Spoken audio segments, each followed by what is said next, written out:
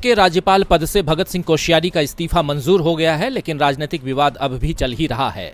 अब भगत सिंह कोश्यारी के इस्तीफे पर शिवसेना उद्धव गुट के नेता संजय राउत ने बड़ा बयान देते हुए कहा है कि कोश्यारी ने राजभवन में भारतीय जनता पार्टी के एजेंट के रूप में काम किया है। हम उम्मीद करते हैं कि नए राज्यपाल संविधान के अनुसार काम करें। इसके साथ ही संजय राउत ने केंद्र सरकार को निशाने पर लेते हुए कहा कि करीब 1 साल से कोश्यारी को हटाए जाने की मांग हो रही थी। कोश्यारी ने शिवाजी महाराज का अपमान किया है। राज्य की जनता, राज्य के राजनीतिक दल, छत्रपति शिवाजी महाराज के संगठनों ने मोर्चा संभाला और पहली बार राज्यपाल के विरोध में सड़कों पर उतरे।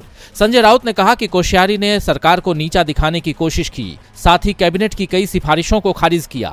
वहीं नए राज्यपाल रमेश बैस के लिए संजय राउत ने कहा कि अब राज्य को नया राज्यपाल मिल गया है। हम नए राज्यपाल का स्वागत करते हैं और उम्मीद करते हैं कि वो संविधान के अनुसार काम करेंगे। राजभवन को बीजेपी का कार्यालय नहीं बनाएंगे। आपको बता दें कि भगत सिंह कोश्यारी केवल 3 साल महाराष्ट्र के राज्यपाल रहे, लेकिन इन 3 सालों में कई विवादों में वे घिरे रहे। 2019 में महाराष्ट्र विधानसभा चुनाव के परिणाम आने के बाद कोश्यारी ने 23 नवंबर 2019 को तड़के देवेंद्र फडणवीस और अजीत पवार को मुख्यमंत्री और उप मुख्यमंत्री पद की शपथ जिस तरह से दिलाई थी, उससे बड़ा विवाद खड़ा हो गया था। इसके बाद उद्धव ठाकरे को एमएलसी बनाने में उन्होंने काफी वक्त लगा दिया था। इसी साल जनवरी में उन्होंने महाराष्ट्र राजभवन में आयोजित जैन समुदाय के एक कार्यक्रम में कहा था कि भले ही इस पद पर उन्हें कोई खुशी नहीं है, लेकिन जब आध्यात्मिक नेता गवर्नर हाउस में आते हैं और वे ऐसे कार्यक्रमों में भाग लेते हैं तो उन्हें बहुत खुशी मिलती है। और शिवाजी महाराज को पुराने समय का प्रतीक कहने पर तो ऐसा विवाद छिड़ा कि उन्हें बार बार अपनी सफाई देनी पड़ी।